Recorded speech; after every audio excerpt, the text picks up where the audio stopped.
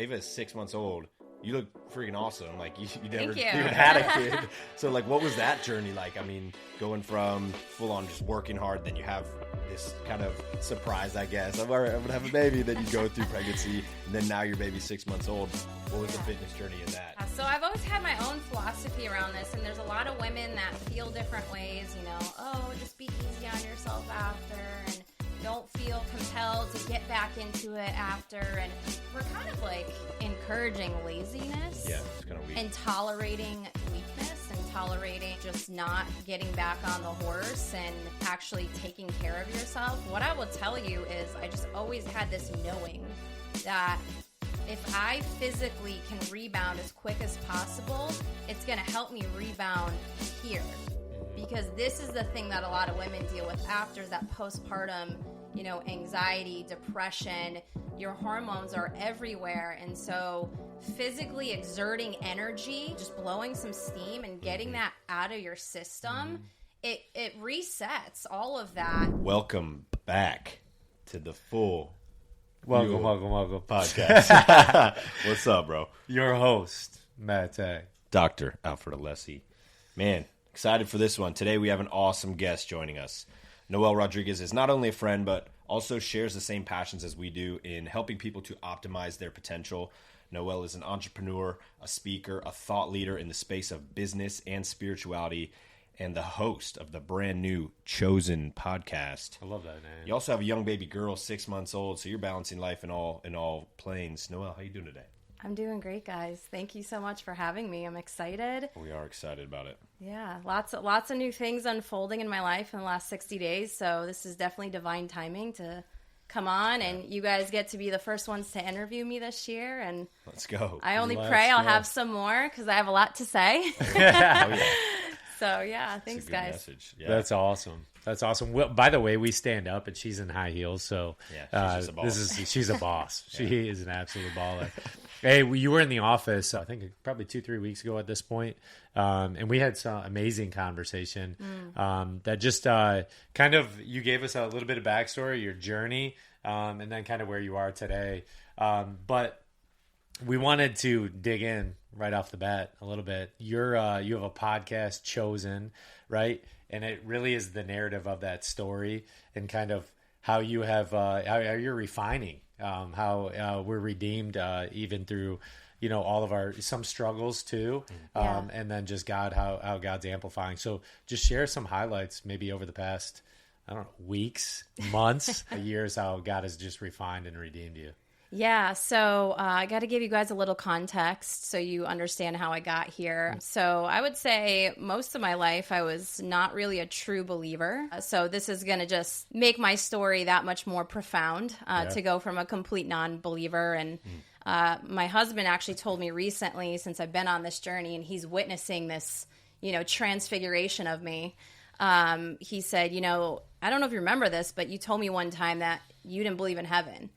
And I don't even remember that. And he actually went into the other room and like got really like emotional, started crying because he's really close to his grandparents and they all passed. And he really misses them, and he's hoping one day that he can be reunited with them in heaven, in the kingdom. And so when I told him that, it was just like soul crushing, because also I'm somebody he loves, and he was planning on proposing to me, you know, not too long after that. So he's like, holy crap, did I make the wrong decision? You know, so, you know, I started there, and then God has just been, you know, he's omnipresent. He's everywhere all the time. He's never not listening. He's never not there. He's eager to, you know, answer our prayers and meet the desires of our hearts. And it just took a lot of trials and tribulations and going down the wrong paths to be redirected to him. So I kind of got to a point in the last couple years where I was really in a place of desperation, constant disappointment, betrayals, just feeling kind of like this lone wolf in life. And I'm like, what do you want from me? What is all this? Why is all this happening? And I just couldn't seem to get out of this like cycle. Kept repeating these cycles of ending up in the same place, especially around finances in my career. Like, I was blessed beyond blessed and abundant in family and support systems and all these other things. But it was like, this was the one area that I was really strong-held. And the enemy knew it was my weakness. And I kept speaking these things out loud. So I was giving him the ammunition of where to kind of attack me and keep me where he wanted me, which was stuck. So in that desperation, I found out I was pregnant right after my honeymoon. And I was totally not prepared for this. And my initial reaction was actually, I was terrified, which, most women would be like, what? I would kill to be blessed with a child and all these things. And so were you planning like maybe to have a stretch where you weren't pregnant? Like, was that kind of the mindset? It's always how it goes. All right. Yeah. I was like, babe, we're going to wait a year. Yeah. Let's enjoy our marriage. Let's travel, Let's do our thing. Yeah. And that's the thing, guys, we have our plan, but God's like, he's laughing up there at us because he's got his own plan. That's right. So, that was the defining moment. What I realize now, that was what initiated me into where I'm going to lead this conversation in a second. But I was just at a place financially. I was like, I have no idea how we're going to afford to take care of this child. And I was still kind of stuck in this mode of like being independent and not allowing my husband to be the provider of the house. And that, I was trying to heal and break free of that need to be also a breadwinner in my home all the time. I think what's beautiful about marriage is that we get to reverse those roles sometimes because life happens and we're a team. And so we got to be able to carry each other through different seasons. Yeah. So I just said, God, I have nothing to give. I have no idea how any of this is going to work. We were renting a house at the time. And I was like, well, we got to be out of this house. Our lease was coming up soon. So now we need to find a house to buy. Okay. And then, there were just so many things that I was like, it looks impossible. So I said, all right, God, I literally sat in that moment. I cried for a few days. I let it all out. And then I just prayed. And I was like, I need you to take care of all these things. And I was at a point of demanding. It was the first time I demanded from God. I wasn't begging. I was like, you need to make all these things happen. Yeah. And that was new for me. So a few months later, this guy moves into our neighborhood and he owns a contracting company. And I walk every day with my dog, and something just prompted me one day in March of last year to just ask him, do you guys have any residential properties you're building? And he said, yeah, we do actually. And I told him all our criteria, what we were looking for. He goes, I think I've got the perfect house for you. Went there, and I immediately knew this was the house. Wow. Like I just was overcome with a sense of peace and relief and just conviction. And even my husband could feel it. And so we ended up making an offer on this house. They ended up giving it to us in the price range that we were praying for. Wow. We ended up getting a mortgage rate that wasn't no one was getting at the time. Yeah. I don't even know how we got it. It was obviously an act of God. We got an interest rate, and it just all started falling into place. And so for the first time in my life, this pregnancy that was unexpected, the biggest thing I could tell you that I learned from this was to trust God's plan for my life and to seek him as the provider, for him to be the one that you get your provision from and not put your trust in all these worldly things. What's in your bank account, what your job's doing, or if you even have a job. Like I totally was like, you're gripping like this onto all these things and putting your trust in them. I need you to put your trust in me. Let go. Let go. Yeah. And so like gradually, he's like, I got to do this gently with her because she's going to lose it and go into the loony bin. So gradually I'm letting go. Yeah. And then I just get to this place where, a few months before I have Ava, I'm just like so ready and I just feel joy. And I had more rest than I've ever had. I didn't feel the need to be doing all these things. And, is there significance behind Ava? Is it like mean something in particular? It does mean winged one. So I think of like angels, winged one.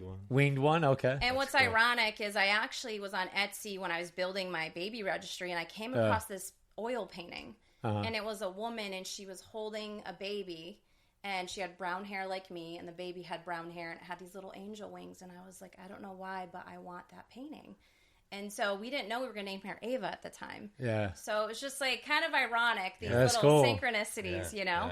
Yeah. So Not coincidence, my husband, right, not a coincidence, right? It's all God. But my husband was the one that came up with the name, actually. Oh, really? Yeah. And I was like, Ava. I was like, I really like that. And we knew. And we're like, okay, let's keep saying it out loud again and again and again, Right. and make sure we like it. Because we did that with one other name, and we hated it after a few days. Yeah. Like, no, That's a good idea. Nice.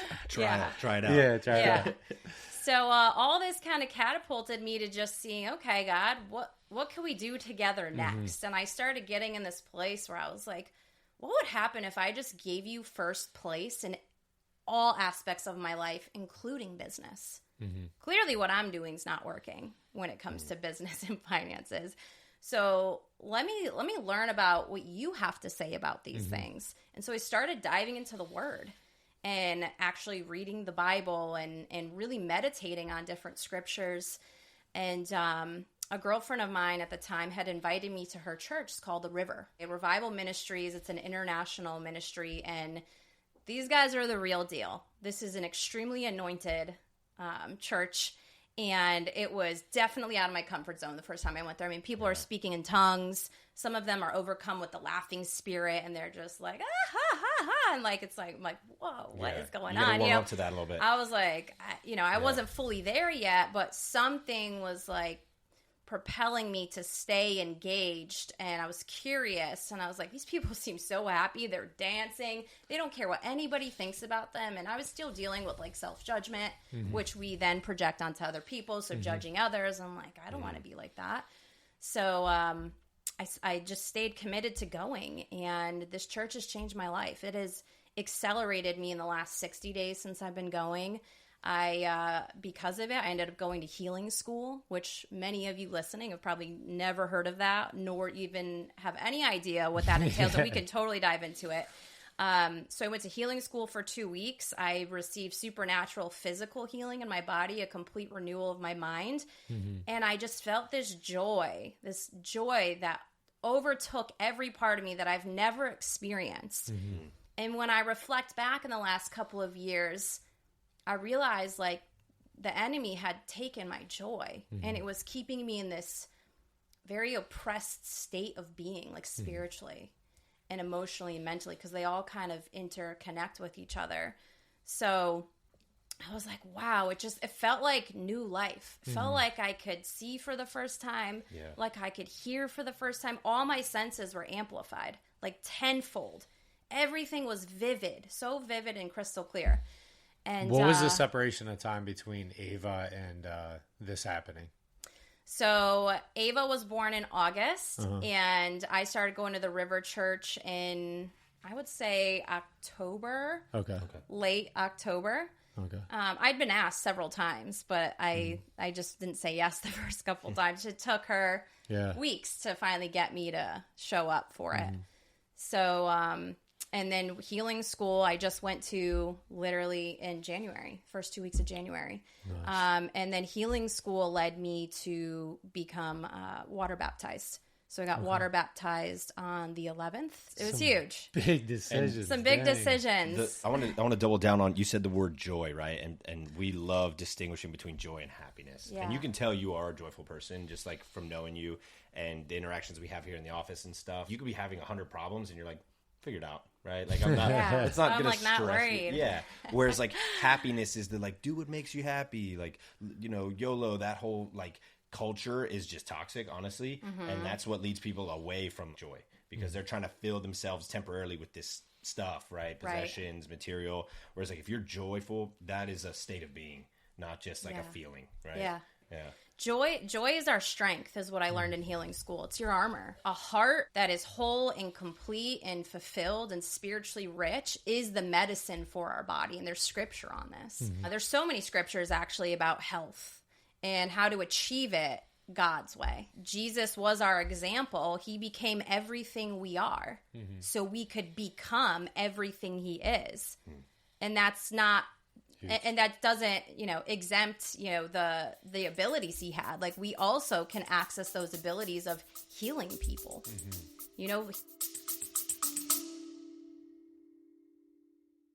If you want to hear your question answered live on the show, submit it to ask@fullfuel.com. Check out the Optimizers program where we build max muscle, improve longevity, and get guys freaking shredded so that they can crush it at life for as long as possible. Live full fueled, live beyond limits, baby. Healing people of incurable things, of physical things. And I witnessed and I heard so many testimonies from people that had been healed of things that the doctors were like, there's no way this is ever going to change and you're going to be like this the rest of your life. Things that were quote unquote incurable. These people were leaving healing school and going to their doctors and saying there's no trace or evidence of this even existing in your body. Yeah, can only be a miracle. Right. I have goosebumps right now as I'm saying it, because like these people, they're still in awe, and it's like a miracle is happening to you and you're still in disbelief. Right. Yeah. And I said, wow. I said, I want to do that. I want to learn how to access that gift and that power, because the Holy Spirit lives in all of us. Like, this is the temple, this is the house. And that's why what you guys do, right, at Full Fueled is so important, is educating people about the temple, about the body, and like, how do we live longer? How do we increase the quality of life? How do we do things in more natural ways, and not just put band-aids on things or just treat the symptom? Like, let's really get to the root cause of what's going on, and let's nail it and, nip it in the butt. Yeah. So it's just been really interesting to learn all these things. And, I still get people coming up to me saying that, just what I'm doing, it just like, they're scared. They're scared of what I have to say about this and what I experience, because they just can't fathom or imagine it. It's too unbelievable for them. Yeah. Because it requires change, and people get comfortable being in their position, right? Right. Even if it's lousy and they're miserable, it's like, wow, like having to embrace change or like do some kind of hard effort, something uncomfortable. Yeah. It freaks them out. And right. Most people just stay still. You know what's crazy though? I asked to get the guy the other day, because I want to go back to something you said that I thought was really cool. That we had, I'm discipling a few guys on Thursday mornings, and you had said something specifically, but taking precedence to that, like one of the things that I had asked another guy was like, oh, so you're okay with being average? You're average, right? Can you audibly say that you're okay with being average? Like, I am average. Like, I'm okay with being average. Like, no one wants to hear that, right? No one physically wants to hear the word, no, I think I'm a little bit better. You know what I mean? I love that. And so something I tell my daughter every night, I'm like, I let her finish the sentence, but I go, Genevieve, nobody is better than you. Yeah. And then she tells me back, but I'm not better than anybody else. And so it's big, it's powerful. She is better than everybody, but no one's better than her. So it's like this dichotomy that we play, but she's chosen. So I want to go back to this, right? Of like, when you were talking about your story, there was a point in time where you demanded from God. I think this is crucial, because we're going through a 40-day prayer challenge with Mark Batterson in my group. There was this one guy, right? The reality is there's witch doctors across the world, right? That possess this like crazy negative energy that they can impose through demons on stuff. So there was this village, I think it was in India or something like that, where this guy, he had a mainstay and they were doing some really, really great things. He was a pastor and a doctor there. So he was coming in and he had a ministry for obviously a health and spiritual. And but there was a big tree in the middle of this village, and it was just like it produced fruit one time a year, and it was just beautiful and casted a bunch of shade, right? And people would meet under this tree, so they loved it. A witch doctor came and saw all the things that were going on, and he cast a spell on the tree, and the tree died. It withered. The whole thing about our prayer challenge, right, is doing a circle. And so this pastor came out and he's like, "Look, I'm demanding from you, God, that I'm drawing a circle around this tree, and this tree is going to come back, produce life. And not only is it going to produce life, but it's going to produce twofold." So he tells the people this, right? Seed of faith, right? He's like, now it's not on me. It's not on me, because, yeah, it's my reputation, but now it's your reputation that I'm putting on the line. You better make things work. I'm demanding this to happen, right? So what happens? The tree like blossoms back, and it's the only tree of its kind that produces 2 times a year the fruit. Wow. Like, so not only once but twice. Wow. And so It's it's just incredible. the narrative of the story crazy. of like there is that point that comes into people's lives where you demand, God, it's your reputation now. It's not on me. I have full faith in you that you're going to produce. So go ahead and produce. Like, I demand this out of you. So anyways, I got a lot out of that when you're saying It's that. perfect that you just said that, because what I also learned in healing school is that what we tend to do is take ownership of things. It's all on me to make it happen. It's my responsibility. We take credit for things of like, well, it's all my hard work and sacrifice and dedication and sleepless nights that really got me here. And nobody's giving God the credit. We are prideful. We are self-centered. We are putting ourselves on pedestals. And all of that is, it's written about in the Bible of like, to put yourself beneath the Lord and to serve him and obey him, and seek him first in all things. And then everything you want will be added to you in such a better way than the way you're doing it. You're making life and things so much harder. And you're not supposed to take ownership of these things in your life, because your life is not even yours. You don't own it. I own everything that is in this world because I breathed and spoke a word, and everything was created, right? In a matter of a couple of days, all in Genesis. And so God doesn't want us to own the things and have that responsibility, because remember, his burden is, his yoke is what is it? His burden is easy and his yoke is light. easy and his burden is light. You're gonna have to edit that. That's real, man. That's all. That's Yeah. So the point is there. So yeah, it's and he's like, right now you guys are just making these things so heavy on you. He's like, you're meant to be stewards of the things I resource and I equip you with. You're not to take ownership.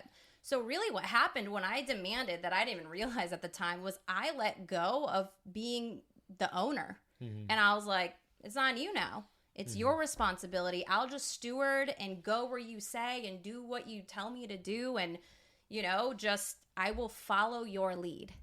And man, how liberating that has been for me, because I've always been trying to force things, and I'm always the one that's hitting the rock, right? We're not supposed to hit the rock, right? Or hit the mountain or push the mountain or figure out how to blow the thing up.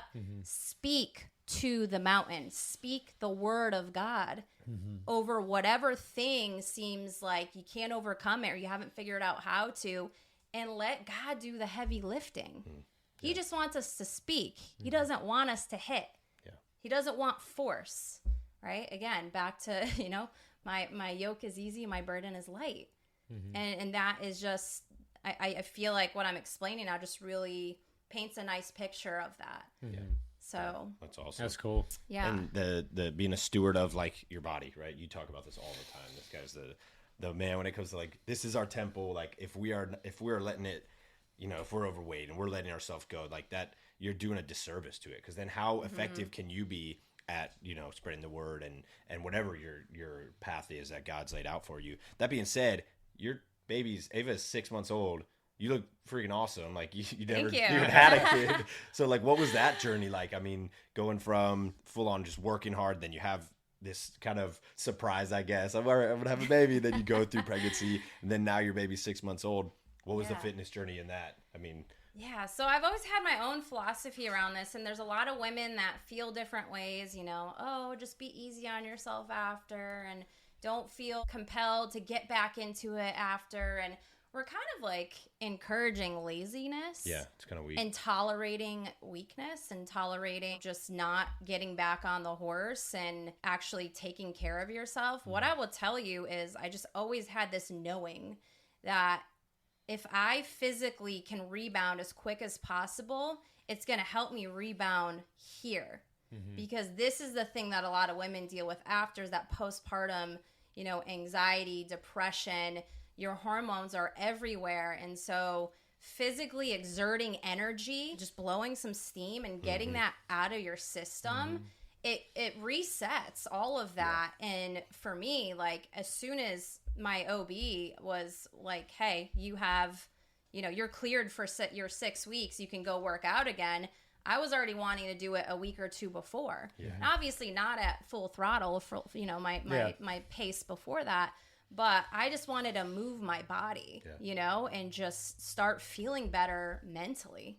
Mm-hmm. So I just started going back to F45 right away. That's one of my favorite places. It's the one gym program that's actually forced me to be consistent.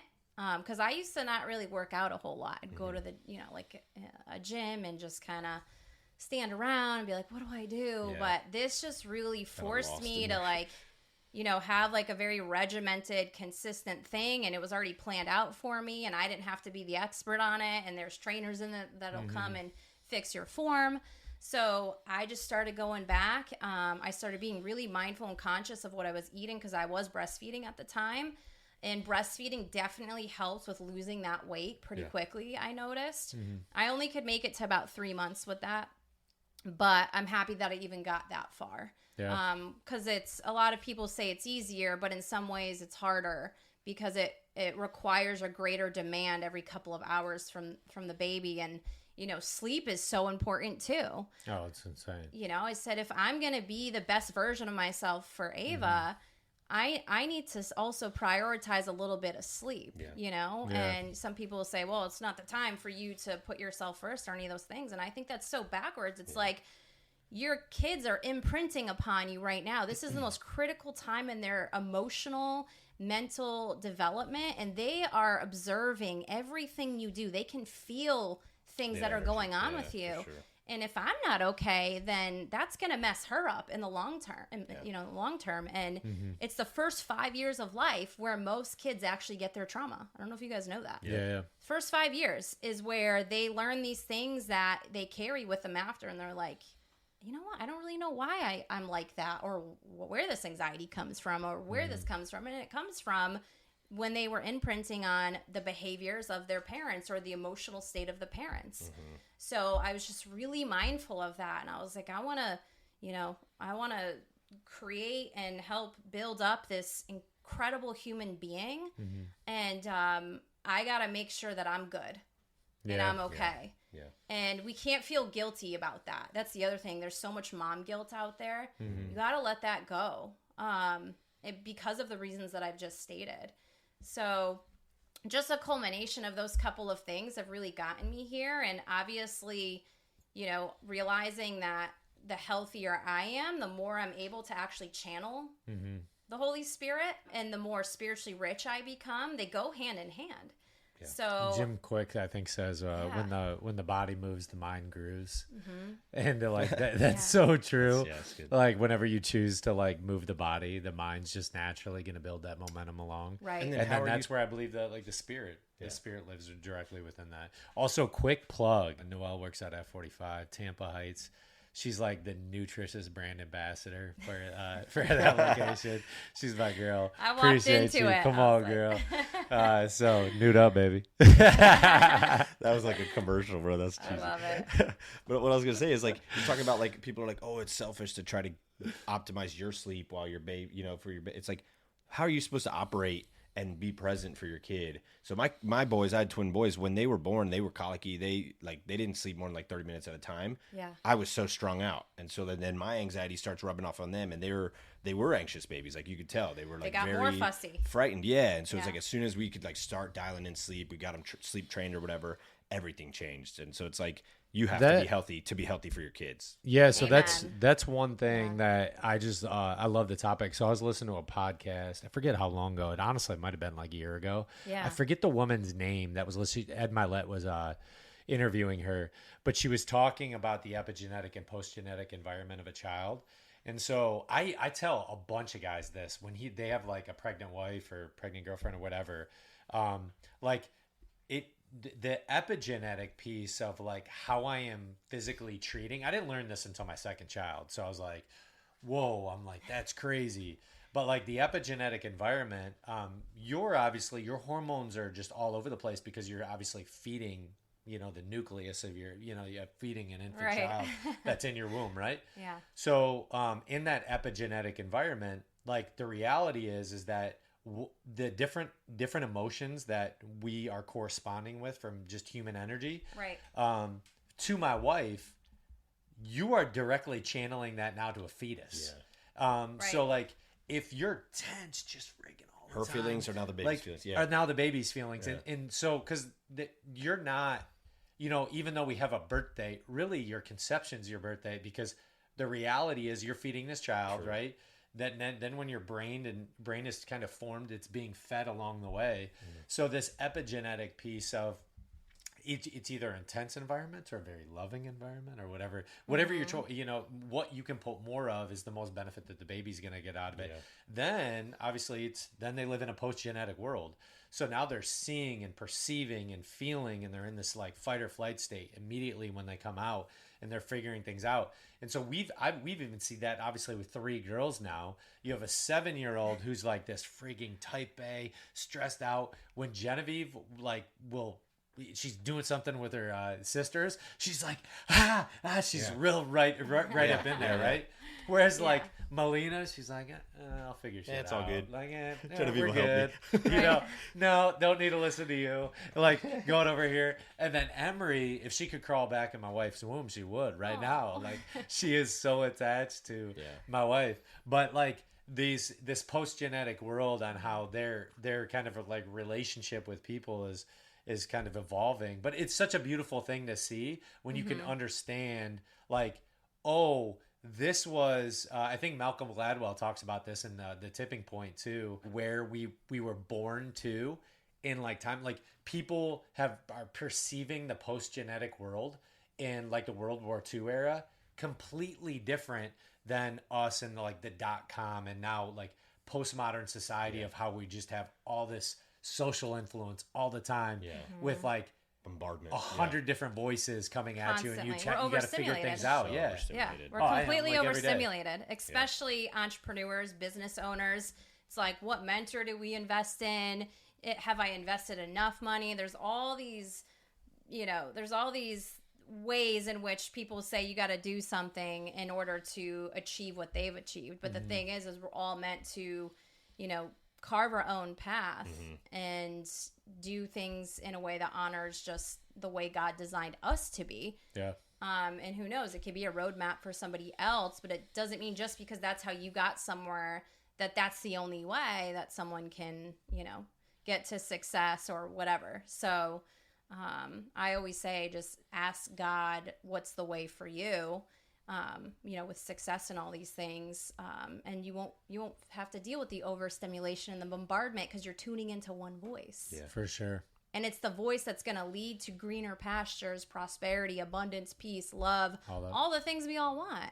God doesn't promise happiness. That's where we go wrong. There's this pursuit of happiness is a bunch of BS. That's not in the Bible. That's right? Not, yeah, it's not in the Bible. It's the pursuit of peace and security and abundance. And God is the source that provides those things. I just had to segue off the overstimulation. Yeah. No, I was like, I feel like that's just so relevant to that because for sure. I feel like someone needs to hear that so they can be like, oh, I mean, we I talk don't about have it to- all the time, like that we're just like so distracted, like, right? Like, and so the way I see it is like when you're on your phone, like it's like you're living through this like clouded lens. You can't even take in what's around you. Like you could be in a waiting room somewhere staring at your phone and someone could be like choking on the ground over there. And most people like wouldn't even see them. You know what I mean? Because they're so like laser focused into this thing. It's like my wife called me out last night. I was at home and I call you friggin' out sometimes. I was doing something because like I was like, oh, I can get a few things done. Her family's here, whatever. And she's like, babe, we don't want the least of you.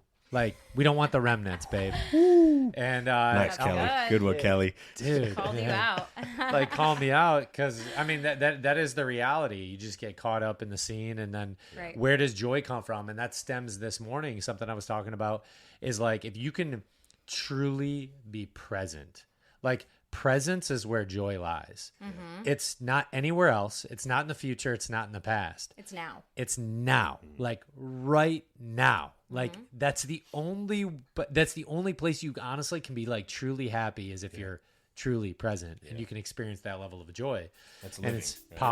powerful. Yeah. Let's speaking about that. What's the Female Powerhouse Project?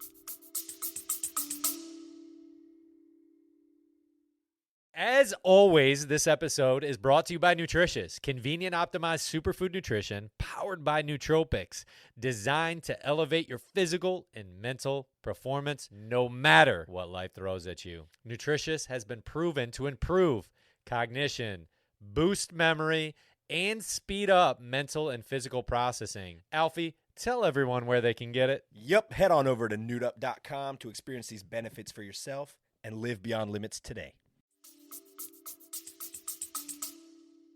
So this is kind of where I started my whole entrepreneur business career. It was the first company I ever started. And the intention at the time was to just create a sense of community that I wasn't seeing out there. Beautiful. I was like, I don't see anything like this. And so God was like, well, create it. I was like, okay, so I'm going to create it. So I actually, in the middle of COVID, in July of 2020, at the peak of panic and the world's ending and zombie apocalypse and no one knew what to believe and everyone was fighting with each other, and it's just this is where our country really became divided. Is that was kind of that was the tipping point. And I made a decision that was extremely unconventional, made no sense, and I said, you know what, I'm going to walk away from this medical sales career that I've just spent, 7-8 years, giving my life to. And I remember my family and everyone, they're like, are you sure about this? And I was like, no, of course I'm not sure. But something is calling me. There was something in my spirit that was like, just do it. Yeah. And I've never had that kind of courage before. And so I left and I started, did my first event, and I said, what a better place to do the first event than my hometown. So people could really see me in this new light, and sold it out, gave, my first ever motivational talk. And from there, I started hosting events, selling them out. I had women from 18 to 56 years old in the room, which is, you don't see that. Yeah, that's cool. So I'm like, there's something here that I'm onto. And so I just kept doing that. I did some other speaking engagements for some other things, and I started coaching. All these women were just so inspired about all these things I was doing, and they were like, hey, can you mentor me? And I'm like, I'm not a coach. So what I did was I started referring them to my coach friends. And then something started not feeling right about that. I'm like, something's off here. I kind of feel like I'm doing them a disservice. Yeah, they clicked with you. They clicked with me, and now I'm just like shoving them off to someone else. And so I prayed about it. I was like, is this part of my path? And God was like, yeah. So I launched my first program. I ended up selling it out in literally 2 days. Wow. Nice. I had no idea what I was doing. It was like, blind leading the blind, but you kind of just sometimes got to jump in the fire and you figure it out. And it ended up being those 3 women actually still today are some of my biggest supporters because of the transformation they had from that initial pilot group that I coached. So then I launched a podcast under that name. But it was like God is saying, you're meant to use your voice. It's one of your greatest gifts, and you are a natural born leader. I've always known that. I've always been the one to be like, I'll do it. I'll lead. I'll step up. Let me just handle it. Like, I've just always been that way.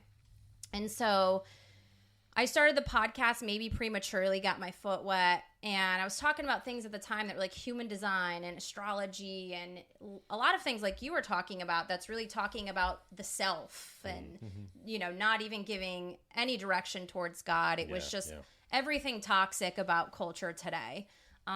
So I ended up not being consistent. I couldn't get past my 8th episode. I just stopped. And I was like, I don't know why, but I just can't come up with content. It's just not flowing. And now I know why. It's because I wasn't supposed to speak about those things. Now I'm actually talking about what I need to talk about, and God is now raising me up.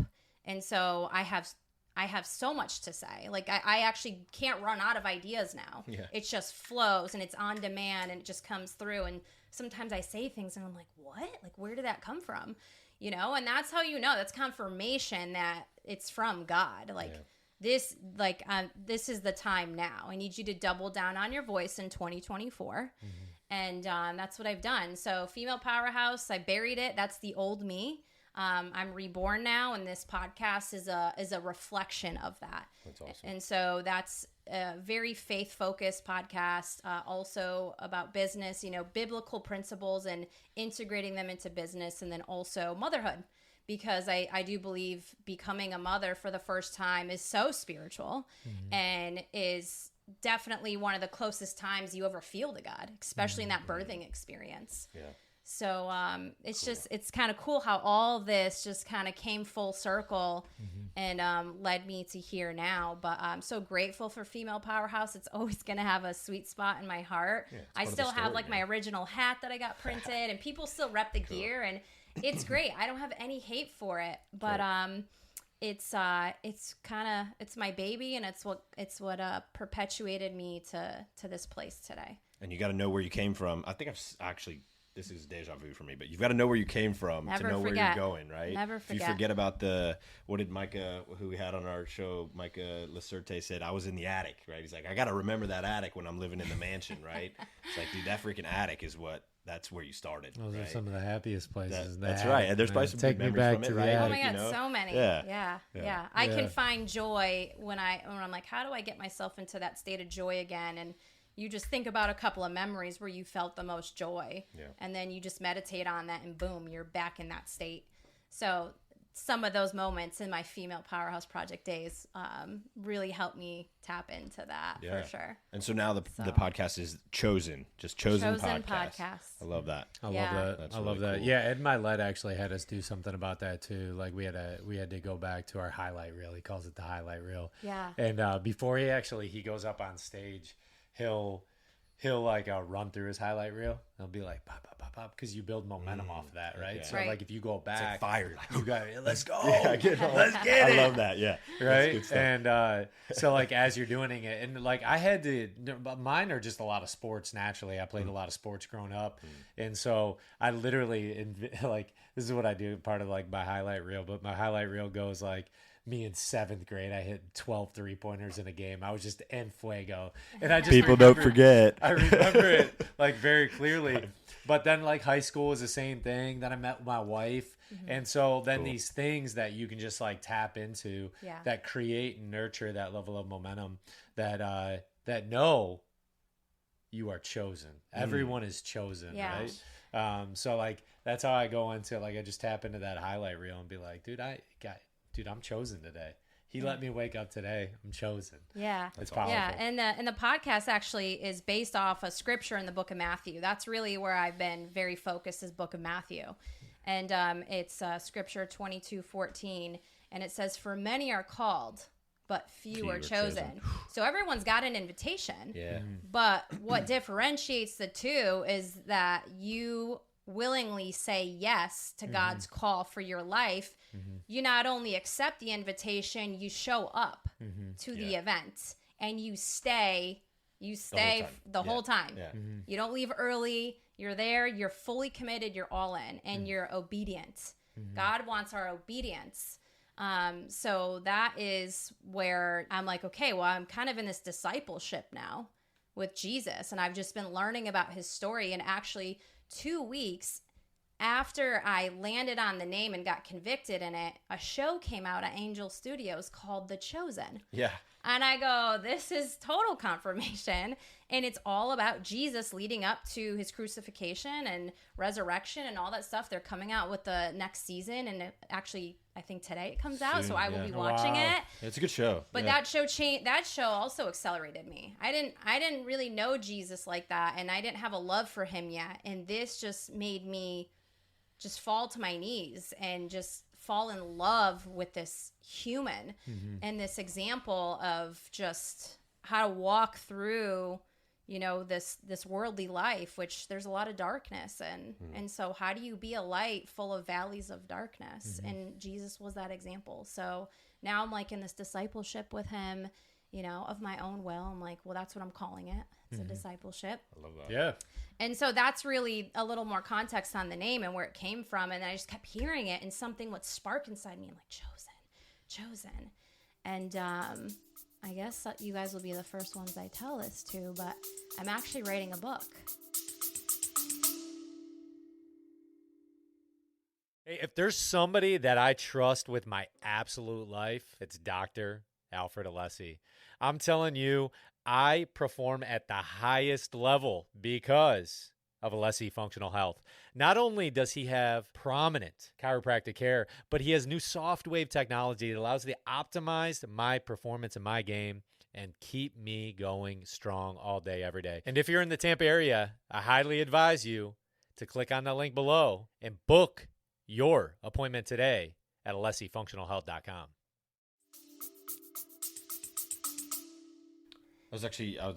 You had mentioned that to me, so that was going to be my next question. So yeah, go ahead. Yeah. So I've started writing it, and actually yesterday I had an experience with a girlfriend who's not yet saved, and I said, you know what? Let me pray for her and suggest that. I've never suggested that to her, and the encounter was just like, wow. Because a few hours later, she sent me a reel from another podcast that's very faith-based. And she started asking questions, and I'm like, wow, I had a breakthrough today. You got a little and I got chills. Yeah. And so all of a sudden, God's like, write this down. And I wrote 3 pages yesterday, just like started coming out of me. And those are 3 pages that are going to be in the book. So I know the book's coming, but I don't think I'm going to end up releasing it probably later this year, because what I have in my Instagram handle right now is showing you what happens when you give God first place in your life. Mm-hmm. And so right now I'm walking through that, and we haven't even seen like what is going to happen. And I know it's going to be mind blowing. So I'm like, let me show you, let me lead the way. Let me show you when you finally make this decision, what God's going to do and what he's going to move in your life. Mm-hmm. So the book is probably also going to be called Chosen. Cool. I've been like praying on the name, but I got to just stay consistent with it, because it's good for marketing, to be honest. Yeah. Keep them in the same, same realm. That being said, funny story, man. I think you're the only one who knows this. She's a woman. You called her man. Did I? I call everyone man, by the way. I call my mom man. I'm like, hey, what's up, man? What's up, dude? What's up, man? I was like, all right. All right. But funny story. So when we came up with the name for our podcast, it was God Anointed as well. And I know it might seem weird, full fueled, like why and my prayer was literally, we were going to play golf. It was awesome. And we had just had some really cool like conversations, and I'm just like trying to come up with a name in my head. I'm just thinking. I'm like, God, this is probably not even on your radar, of course. Right now, you don't care at all the name of my podcast. But if you want to give me something, man, like, I'm listening. And then I started just typing stuff on my phone notes, and Full Fueled came out. I love it. And I was like, I love it too. Let's roll. And then that was the birth of it, man. Yeah, it was super cool. Yeah. Well, I mean, the intention of life is to be fulfilled, right? And how do you get abundantly filled? And so that's why we operate off of our pillars within Full Fueled. Transitioning in just a little bit here, because do you have another event? Are you putting on another event here soon? So I'm actually, I was invited to an event. It's called Building a Boss Summit. Okay. It's happening here in Tampa at a location over in Waterside. Okay. And there's going to be a panel of speakers. I'm on their power panel. But this is the first time I'm speaking on a stage in almost 2 years. Okay. And obviously I'm speaking on a stage for the first time as a woman of God. Mm-hmm. And a mother. And a mother. Yeah. And just so many new things. And so I feel like this is my big, coming out reveal. And I'm actually one of the only speakers that is going to be faith focused in her responses. So I've been praying for everyone that's going to be in attendance there. I've been praying for the panel, and I really want to see a move of God while I'm in there. Mm-hmm. I want him to use me and do some things that people leave and they're like, yo, that girl is anointed and appointed, and I want to learn more, and I want to get the keys or access whatever she's got. I want to get on the train that she's on, because that's really my whole goal. I don't really care what I say. It's so much, how am I going to move people or impact them or touch them while I'm there? Mm-hmm. And how can I elevate God's name? Yeah. I'm not here to elevate my name anymore. I'm here to elevate his. I'm just an extension of his hand. Mm-hmm. And so, it's part of that whole submission. And I'm really starting to understand what that means, that it's not weakness, it's strength. Yeah. I think a lot of women have a problem with that. And it's it's, again, the most liberating thing is to just be in that posture of submission and let your Father, your Creator, lead you. It's just, it's unreal. And hopefully people, in that will be able to see the Lord working through you, right? That's the whole goal, Right, is like just living bear as an witness. image. Yeah. Right. Man, this was freaking great conversation. I got a couple things I just want to ask you, obviously, before we wrap up. One, where can people learn about you, find you online, Instagram, website, all that kind of stuff? Yeah, Just so kinda I plug don't yourself. have a website yet, but I'm on Instagram, which I'll give you guys to include in the show notes for this. The other place is just follow my podcast. I'm on Apple and Spotify. I'll also give you guys the link for that. And those are kind of my hangout spots right now. I'm considering getting YouTube going. I've gotten 3 different Blake's your guy. So kind of we'll nudges plug to you get here. on there. And I'm like, all right, maybe God wants me on YouTube. I don't know why. But if he says go there, I'm going to go Big there. platform, yeah. Big platforms. Yeah. Right now, that's it. Like it's interesting. In any other time in my life, I would have told you, I've got this website and a fancy landing page and all these things, and I've got these services, and I just don't feel the need to sell anything. I'm like, God gave me so much freely. I need to also give freely. Mm-hmm. And then trust him to provide in whatever ways he's going to provide. So I have no idea how I'm going to make money from any of the things I'm doing that are my calling. I have a full-time job that I work, and that creates some sense of security and allows me to, pour into my calling and to be able to do that without having to worry about money or have a fear of any of that. That's But the entrepreneur hustle right there, right? Having Right. a job to support your job. Like, Right. So right now it's like the book I know, and I know the podcast, and those are the 2 places I hang out. So people can DM me. I'm really open to speaking to people. I'm not just going to blow you off. I know a lot of people, they get these big egos and they don't take the time to respond to people, but I love having conversations and connecting with people. So those are my hangout spots and right so now. it's Noelle C. Rodriguez on Instagram. Yeah. Noelle is spelled Noelle C. Rodriguez. Just want to make sure everyone has that, right? Because people are going to be listening. So. Yeah, thank you. And then Chosen Podcast, book coming soon, so don't hold your breath, but it's coming. I got one more question. This is what I always ask guests, and I'm really excited about your response. Full fueled means living your life optimized in all areas, right? You're fully fueled in this context, fully fueled to work for the Lord, right? And to follow the path. Our pillars are fuel, movement, sleep, mind, spirit, and work, right? And if you have all those optimized, you are fully fueled. Right. What does living fully fueled look like for Noelle Rodriguez? Being spiritually rich. The richest, we've placed our concept of richness in monetary things and material possessions and money. But when you're rich in the Spirit, in the Holy Ghost, I mean, you're richer than any billionaire on the planet. You're richer than Bill Gates. You're richer than all of them. Those people are spiritually broken. And so if you really want to reach your peak potential and live a fully fueled life, you got to get the anointing over your life, God's favor, and all those other things, all your other pillars will follow in suit.